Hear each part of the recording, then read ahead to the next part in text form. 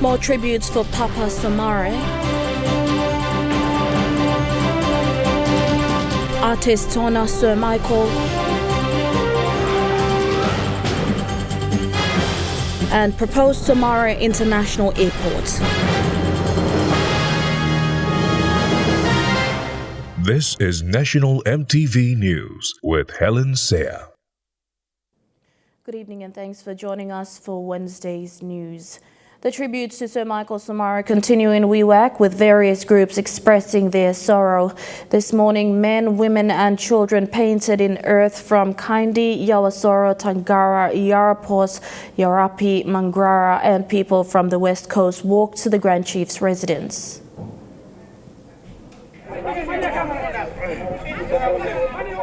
A child carrying a packet of rice and another lifted a tin fish.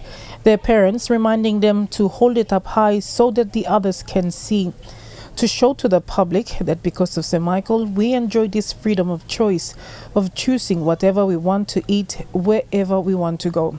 This is just one of the several groups who are paying homage to Sir Michael. 10 wards in total from both the Wewak Rural LLG and Wewak Urban LLG marched into town to the Grand Chief's NBC residence to show their grievances and support to the family. The wards consist of Kaindi, Yawasoro, Tangara, Yarapos, Mangrara and people from the West Coast.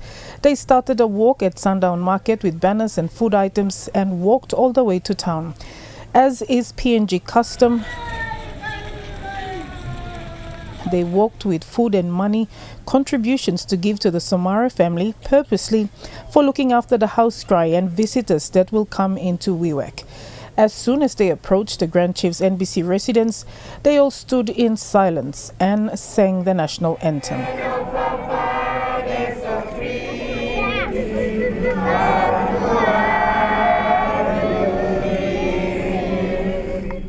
And recited the national pledge.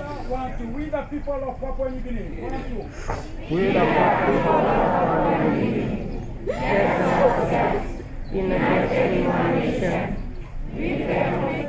Each ward then presented their gifts to Michael Somare Jr. Sample out of 10 to 20,000 people by boom inside of Wewak. Osem na bol legal pigini, mi pla sampla, or young pla or lapun, where bol na kam na looking. And mi pla sweni sorry mi pla now na mi pla kam. Sweni mo say mi pla stop want you. Mi pla stop want family pla late say Michael. Mi pla stop want mama pero, mi pla stop want ata sana na ora sister. Civic stop want you pla. Thank you for support big pla la kind time. One kind big pla legally can big pla support. No kind talk can big pla contribution. Ose mi pla pilim. Mi pla na pla looking. Mi pla mas la.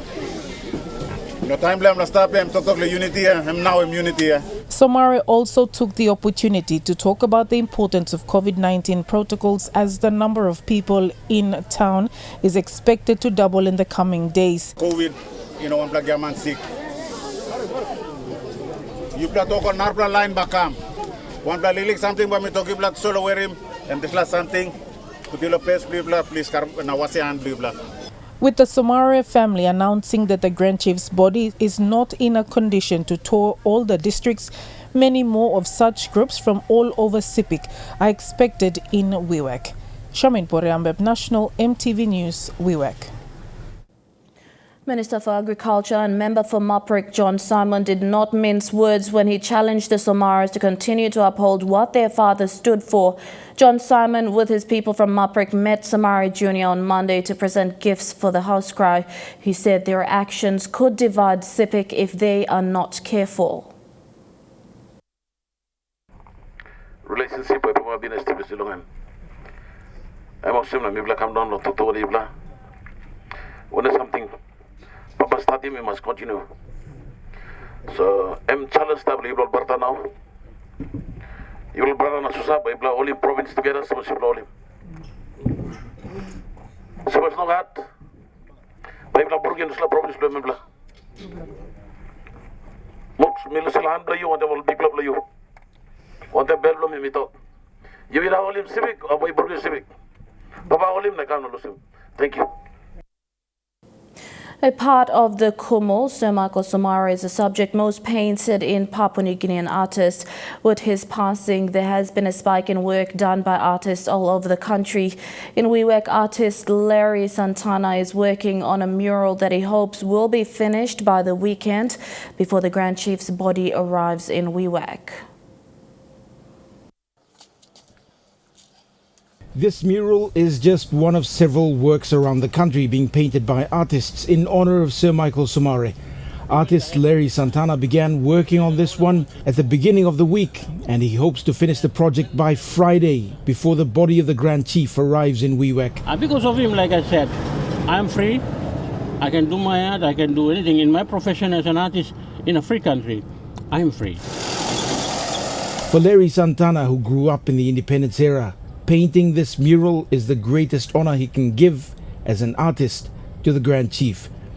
He's painting what he calls the Sepik story, bits and pieces of life in the Sepik. Larry Santana says for him, art is the expression of that freedom secured by Sir Michael Somare. Like Somare had been working on the knowledge is passed down from generation to generation. And it's the constitution I'm giving me all his rights long. Record him, now keep him. This plan, heritage blah, country blah, either on music, story, or long art, visual art. In another part of Wewak, the work of another mural artist has been on display for the past week. Community this most of the painting is something to do with freedom. So now this wall blah, it's called Freedom Wall. So another piece of art added to the growing portfolio of Somare-inspired art throughout the country. Scott Waide, National MTV News, Wewak. Meanwhile, spokesperson for the Somare family, Paul Bengo, has made an appeal this afternoon for understanding and unity among the leaders and people of East and West Sepik provinces. Bengo said as the spokesperson for Lady Veronica and the children, he appealed for understanding and unity among the leaders and people of both provinces to unite to allow a smooth and orderly program as formulated by the Provincial Committee in Wewak. He stated that it had not been easy for the children and himself to establish understanding with national leaders led by the Prime Minister and provincial leaders led by the two governors of East and West Sepik to come this far for the formulation of the appropriate and acceptable national and provincial programs, and that the greatest comfort all of us can provide to Lady Veronica and the children is to accompany them in their journey to lay her husband and their father and the father of the nation to rest in Wewak. You're watching National MTV News. We'll be back with more stories after these messages. Stay with us.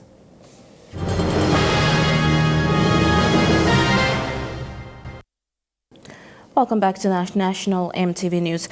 Now we cross over to Wewak, where Scott Waide will further explain the call by the family rap for unity in Wewak town. Scott. Yes, thank you, Helen. Paul Bengo, a former staffer of Sir Michael Somare, has just stated the obvious, that there's political undercurrents both in Wewak and in Port Moresby. And he's basically called for calm on both sides, and there are several levels to it. One, that the family has customary obligations that it needs to attend to, and the family has already stated that they cannot satisfy every other party. And the other thing is the demands from the districts to have the Grand Chief's body flown all over to every district in the East Sepik. So all of that put together is the reason why Paul Bengo has had to release this statement late this afternoon. Now, it's come on the back of recent announcement by the public provincial administrator, who released a program stating that the Grand Chief's body will arrive on the 14th and the rest of the program will happen on the 15th and the 16th. Also tonight there'll be the official house cry opening in Wewak, and it'll be officiated by the provincial administrator, Dr. Clement Malau, and he'll call for also, I believe, call for calm and understanding from all parties involved, and he will invite those who want to come to that house cry to attend.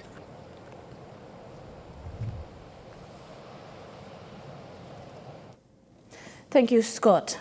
The ninth night of the National House Cry of the late Grand Chief Sir Michael Somare, Morobe and Madang Province paid tribute to the Grand Chief. Sir Michael spent most of his young and adolescent life in Morobe Province, with Morobe also serving as a stronghold in his early years in politics.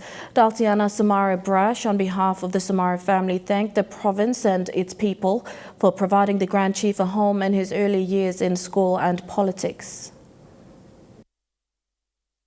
I'm sa walk inside the Morobe province. I'm teach lahab. I'm walk na big plalo finshafen. Sleep kerap keke one time all people lo Morobe.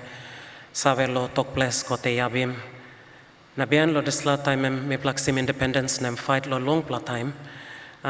Lo start blame lo time lo bungim ting ting. Na bungim tok tok. Plandi walk me been walking inside lo. Osem school teacher pinis, osem radio announcer. I'm go kam lo Morobe. I'm go lo isipik. Time I'm been go back in lo Morobe province, ati plan di mansa lo history blam. Tasalo mi pla lo family, mi pla proud stret osem a man lo tok place. Em sa clear lo kote yabim, luksa lo big pla tok tok lo Anatu Lutheran Church. Inside lo lifetime blam na first house man em bin sanapim em pangu party. Na big pla ting ting na tok tok na support ibin kam lo Morobe province.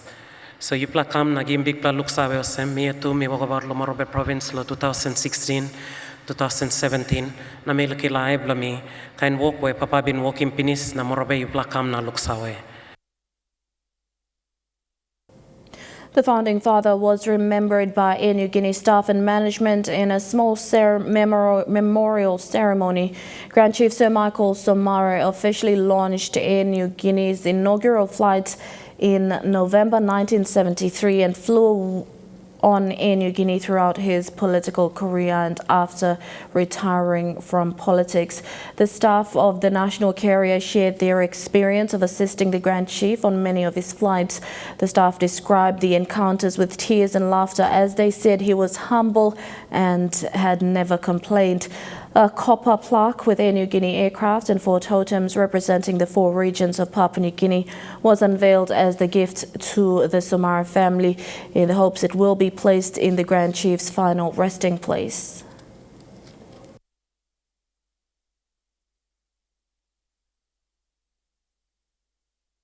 Papua New Guineans don't realise that Air Niugini actually slightly precedes Papua New Guinea as an independent state. So Air Niugini is proud that Sir Michael in November 1973 cut the ribbon to launch the first commercial service for Air Niugini, which was PX100 from Port Moresby to Lae. So our relationship with Sir Michael dates right back over 48 years now, very long time.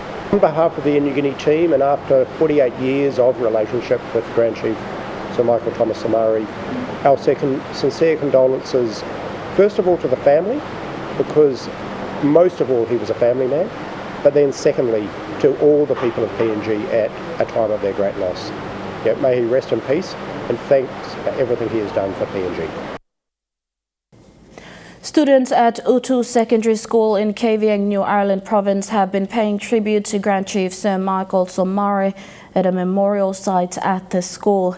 Grand Chief Sir Michael had taught at Utu Intermediate School, now known as Utu Secondary School, during his early days as a young school teacher. The memorial is set up next to the building that Sir Michael lived in when he was teaching at Utu. The building has since been converted into a clinic and will be called Somare Aid Post. Utu Secondary School grounds will be the host venue for a Unity Church service at 10 a.m. this Friday in honor of the late Grand Chief Sir Michael Somare. As of Tuesday, 9th March 2021, Papua New Guinea reported 49 new cases of the coronavirus disease, increasing the country's total number to 1,741. The cases were reported in 5 provinces, including Jiwaka, which reported 8 new cases. Morobe reported 2 new cases. NCD reported 30 new cases. Western Highlands reported 8 new cases. And West New Britain reported a single case. The country country's COVID-19 cases as a result stands at 1,741 with 21 known deaths. 18 provinces, including the autonomous region of Bougainville, have reported cases. The surge has seen numbers at the drive-through testing facility at Tarama Aquatic Centre pick up on the first day today. St. John Commissioner Matthew Cannon said this is the first drive-through after 2 months and the outcome is pleasing. Anticipating longer queues, St. John advises the general public to bring their own water and snacks as there may be lengthy delays at peak periods. We're offering free testing here at the drive-through. If you desire free testing, you need to be symptomatic or a direct contact. The sample will be taken to the NCD Health Authority laboratory at Rita Flynn. The results are taking time to process. We're not prioritising negative results at this moment. The priority is alerting people if the result is positive. The 1st Royal Pacific Islands Regiment of the PNG Defence Force has celebrated their battalion trooping of colours today. The event was scheduled for tomorrow, however, due to the Grand Chief Sir Michael Somare's mourning period, they hosted it today. They also honoured Sir Michael's contribution to the Defence Force. The battalion trooping of colours, which is celebrated every year on the 11th of March, embodies the history, spirit and the tradition of the unit to which they belong. However, with the passing of the Grand Chief Sir Michael Somare and with due respect, they had a small but significant celebration in the Tarama Barracks Chapel. A reaffirmation parade took place where soldiers gathered on the battalion's 70th birthday to recommit themselves to serve the Queen, the country and the Defence Force. Because of the mourning of Grand Chief, we have combined two together. So we did the reaffirmation and the trooping of the colours together in chapel. And tomorrow we give an opportunity for the soldiers to sit down and also watch the Grand Chief lay in state. A brief history of Sir Michael and his contribution to the Defence Force was read out at the start of the program, followed by the national anthem and the national pledge. This small but significant parade was a tribute to the Grand Chief, being that his hard work and contributions have been fruitful. He's contributed in the development of the force. He's made sure in his capacities, made sure there was funding to, for the various institutions and the continuity of the force. So he's done a lot. Lieutenant Colonel Heta Nombe is asking for the community's support for them to work together for the benefit of the people and the nation as a whole. Gertrude Gabin, National EMTV News. And now looking at the NASFund market report, the Kina opened unchanged at $0.2850 in the interbank market. At Bank South Pacific, your Kina will buy $0.2775 $0.3549 Australian dollars, $0.3825 New Zealand dollars, and 29.48 Japanese yen. Looking at commodity prices at New York close, gold is trading lower, coffee, cocoa and copra closed higher. Palm oil closed lower, crude oil is trading lower and copper closed higher. And on the stock market, the Dow Jones closed higher, the ASX 200 is trading higher and the All Ordinaries is trading higher. You're watching National EMTV News. We'll have more of the day's stories after the break. Stay with us.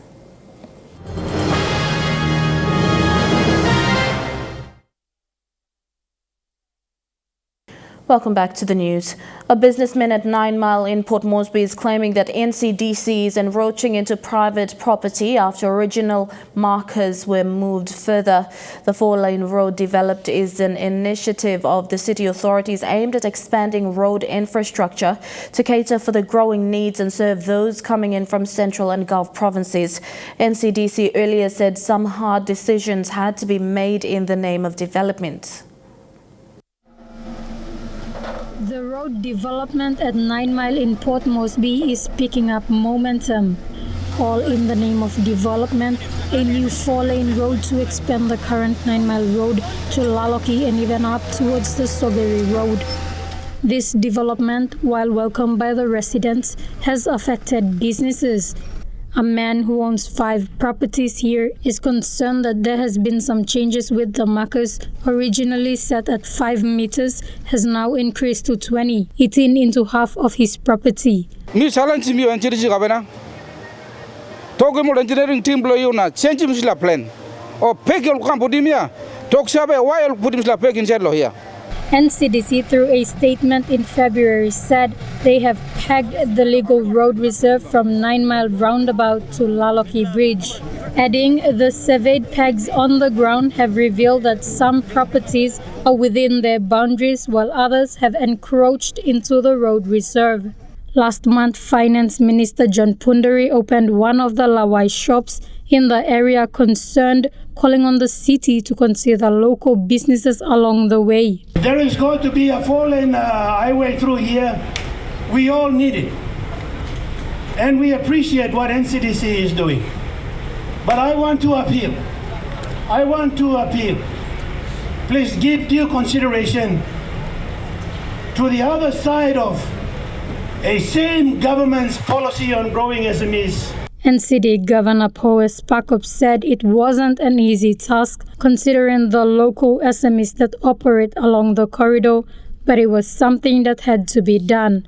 Others, including residents and activist Noel Anjo, calling for some consensus.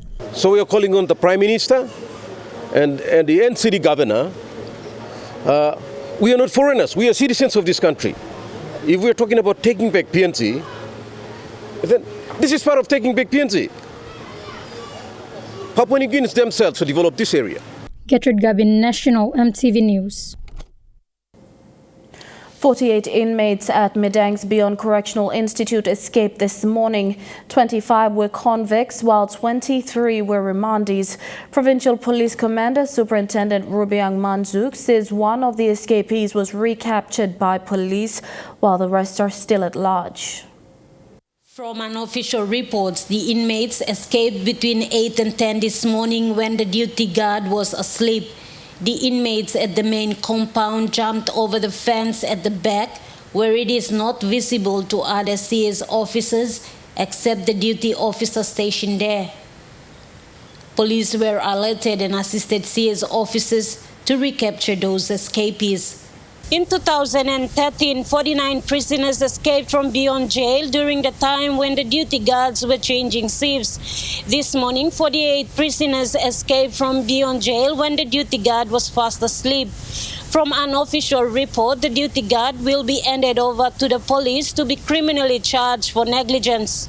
Provincial Police Commander Superintendent Rubiang Manju says police are working with correctional service officers to apprehend the escapees. Police have also warned residents of Medang to be cautious and on high alert as some of the escapees are very dangerous. Martha Louise, National EMTV News, Medang. 3 wanted suspects from Medang were shot dead this morning at Boemsara in Yanguru, East Sepik Province. Provincial Police Commander Anton Belli said they were suspected of planning a string of robberies in the province and wanted for a series of previous crimes. The men were killed during a shootout with police. This was the vehicle used by the suspects when they were stopped at the police roadblock at Boemsara in Yanguru this morning. One of the men opened fire at police, resulting in a shootout, and all 3 men were killed. East Sepik Provincial Police Commander Superintendent Albert Bailey said police personnel received a tip-off about their whereabouts and set up the roadblock. They were coming this way when the mobile squad based in Yanguru. Because of the tip, they had to stop them. But criminals opened fire, exchanged shots with the mobile units up there. At around 9 a.m., their bodies were brought to the Boram Hospital morgue by police. PPC Belli said these men were wanted for a string of robberies in Medang and other offences. He said police were also informed that they were planning more robberies in Wewak over the coming weeks. Of course, they wanted for strings of criminal activities, for rape and robbery and so forth. It's not been the first time, and I think it's an organized kind of a syndicate. So In preparation towards the arrival and the burial of the late Grand Chief Sir Michael Somare, policing in Wewak is being beefed up with personnel from Medang, Mount Hagen and Ley. Superintendent Belly is appealing to all criminal elements to refrain from engaging in such activities during this period. Lucy Kopana, National EMTV News, Wewak.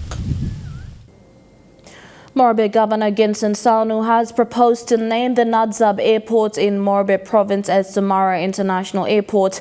He was paying his respects to Grand Chief Sir Michael Somare with his people from Morobe at the National House Cry last night. He said this is a way of remembering the country's founding father. Last night, the people of Morobe gathered at the Sir John Guy's indoor complex to show their sorrow in the true Morobe culture. Traditional songs, choirs and gifts were presented at the house cry to honor the country's founding father. Leaders from Morobe province also said stories of the late Grand Chief. Among them was the Morobe Governor Ginson Saunu, who proposed to name Nadzab Airport after the Grand Chief Sir Michael Somare. On behalf of the 1 million plus people of Morobe province, and with the current government of Pangu Party, I now declare that Nadzab Airport to be permanent, to be renamed the Sir Michael Thomas Somare International Airport. Like all provinces in the country, Morobe province has a special bond with the Grand Chief for many years. They have stood by him in his fight for political independence, and they have continued to support him after independence. The governor says it is only fitting for them to have the airport named after the Grand Chief. The change of name is fitting because Morobe province is the center of Papua New Guinea, center of Asia Pacific region, and the airport will drive the vision for Morobe province to become the economic capital of Papua New Guinea. The governor also highlighted plans for a monument to be built in Morobe province in honor of the country's founding father. Province will build a monument in honor of late Grand Chief Sir Michael Thomas Somare, so that people will never forget his name and his work in Ley City. Apart from Morobe province, Medang province also gathered at the house cry to show their final respect last night. Rayon Lakingu, National EMTV News. And now we cross live to the Sir John Guy's indoor complex for tonight's house cry, where the East and West Pacific communities are paying their respects to the Grand Chief. Around 1 p.m., both East and West Pacific communities convoyed around Port Moresby City. At 3 p.m., they all gathered at the National Museum and then marched with banners and flags to the Sir John Guy's Indoor Stadium and are now waiting for the official program to start. And just a reminder, the house cry will be live streamed on our Facebook page after the news at MTV Online at 7 p.m. Chukai Sports is next. Details after the break.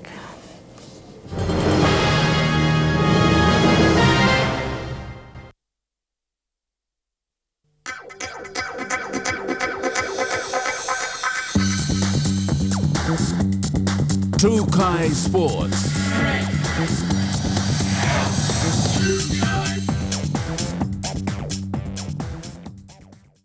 Welcome to Chukai Sports. The board of Port Moresby Rugby Football League today passed their condolences to the late Grand Chief Sir Michael Thomas Somare. In 1974, when PNG was the Trust Territory of Australia, Chief Minister then, Grand Chief Sir Michael Somare, gave the blessing for a Papua New Guinea Rugby Football League delegation. Led by then Chairman of Port Moresby Rugby League, Dr. James Jacobi, to the International Rugby League to have PNG gain test status. The delegation headed by Chairman of Port Moresby Rugby League had representatives of Rabaul, Ley, Medang, Mendi, Mount Hagen and Goroka leagues present. Paul Marifel is forever grateful for the Grand Chief's contribution to rugby league in the country. The SPPNG hunters are out of their 14-day quarantine in Australia and have less than 2 weeks to prepare for their opening round match in the Queensland Intra Super Cup 2021 season. Hunters coach Matthew Church says the team is focused on preparing this short time before the start of the season. Heap of relief. At stages it looked challenging and this looked far off and potentially not even a possibility at all. So I'm glad to be here and I'm glad to have enough players to fill the team for round one and we can start our season. Knowing that, you know, we haven't had the greatest preparation because of what we've had to go through. We don't want to use that as an excuse, but we're certainly going to be a team that will build into the season and you know, it's not about how we start, it's going to be how we finish. They've just started doing their skin fold check, so everyone's pretty much where we need them to be or fairly consistently. A couple of guys have dropped it, our bigger guys. We've dropped a couple, which is good. So yeah, encouraging sign. We haven't done the whole group, but we're encouraging signs so far. And we cross over to the Sir John Guy Stadium once again. Governor Alan Bird is leading in the East Pacific delegation.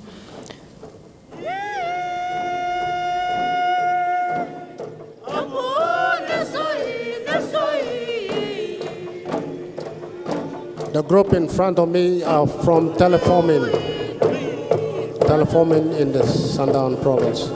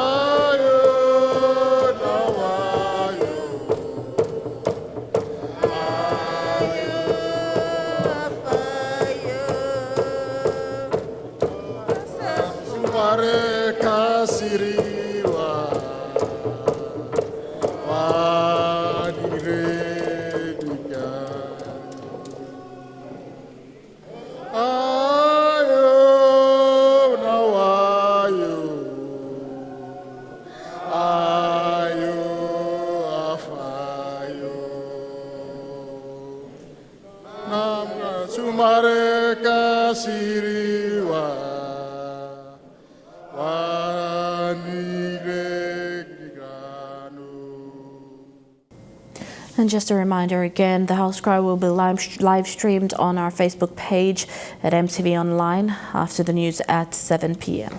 Moving on, Trukai Sports continues with more stories after these messages. Stay with us.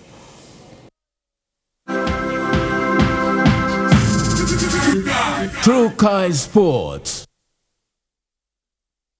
Welcome back to Trukai Sports. It may be the end of the Women's National Soccer League regular season with the finals next weekend, but teams yesterday received training equipment from the Oceania Football Confederation. The donation was facilitated by PNG Football Association, with all teams from both the Southern and Northern Conferences benefiting. Papua New Guinea Football Association yesterday facilitated the handover of training equipment to the teams from the Southern Conference of the Women's National Soccer League. The equipment, which includes footballs, cone markers and other equipment, was handed over by Vice Chair Lady of the Women's National Soccer League, Deslin Siniu. Paul Isorua, the competitions director of the PNG Football Association, says the equipment is greatly appreciated and will be a big help to the teams. The Northern Conference teams received their equipment last weekend. The equipment were in fact surplus equipment from OFC, and since they had that our WNSL competition was active and going forward, they've sent it up towards the end of last year, and these are the equipment we will be distributing to the teams. Consisting of a few match balls and cone markers just to help them in the training. The regular season of the Women's National Soccer League has ended, with the final series starting next week.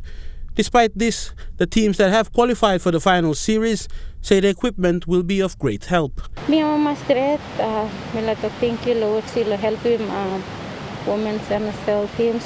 One time all our equipment to train and by helping me that time using all and by helping me problem can play good competition and games. Felix Sukina, Trukai Sports. The Central Dabaris are looking to downsize the team to a 25-man squad after the Unity Tour, which concluded successfully in January with a number of talents taken on board, and the tour saw the formation of a feeder team to the Digital Cup lineup. The Central Dabaris Digicel Cup team currently has a 36-man squad. 11 will be dropped in the next 2 weeks to have a final 25-man team by the 21st of March 2021. Gairo Pepena, head coach of the club, stated this is due to a number of reasons, but mostly because of the franchise budget limits and about giving opportunity to every player having a chance to take in the field. While Pepena wishes to keep the numbers, he says it would be unfair if his top 18 selected men take the field week in, week out, while the other 18 players miss out on any chance of playing, as opportunity will only come through injuries or a form drop in current players. Head coach adds the downsizing works to the advantage of both the coaching and the medical team in terms of monitoring players, and especially with the spike in COVID cases in the nation's capital, it is necessary. Pepena stated from the Unity Tour that was rolled out in the beginning of this year, a development team has been established. This team will be the feeder team for the Dabaris Digicel Cup lineup. Head coach has set a number of trials for the main squad beginning 14th of March this weekend to start the process of downsizing. The team will take on Hella Wigman in its first trial game this Sunday, followed by a trial against Gulf Isos the following Sunday, 21st March 2021.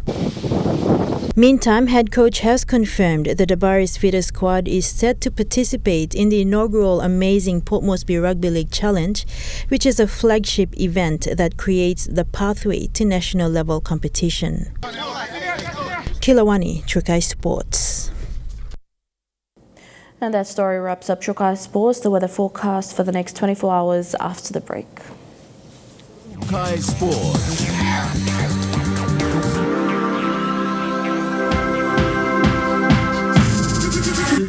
Trukai Sports. This weather update is proudly brought to you by MoniPlus, with you always.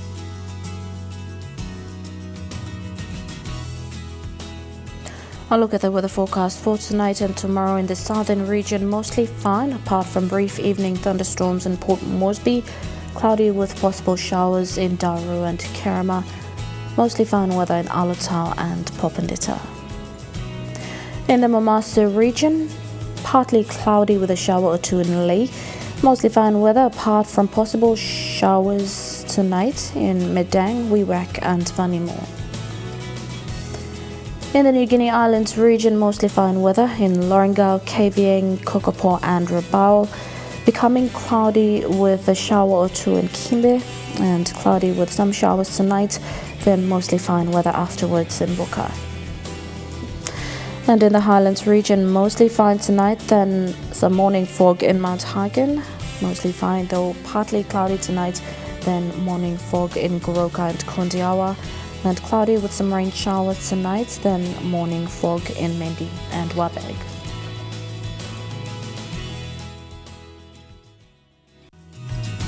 The weather update was proudly brought to you by Moniplus, with you always. And now we cross over to Sir John Guy Stadium again.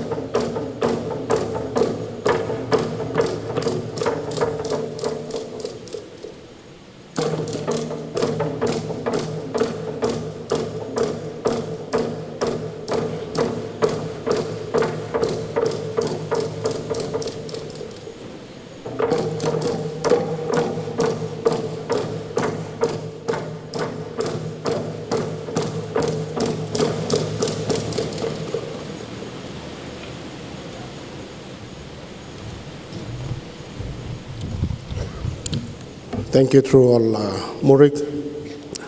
We will now go straight into the formal part of the program because the bigger civic group are going to come with both morning dance and their own descriptions of the dance. So it might stretch. So I have thought that we should proceed straight into the official program.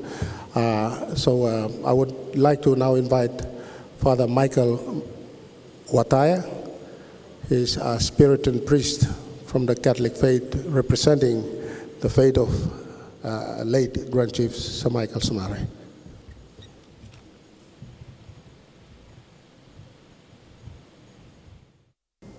And a reminder again, the House Cry will be live streamed on EMTV online straight after the news at 7 p.m.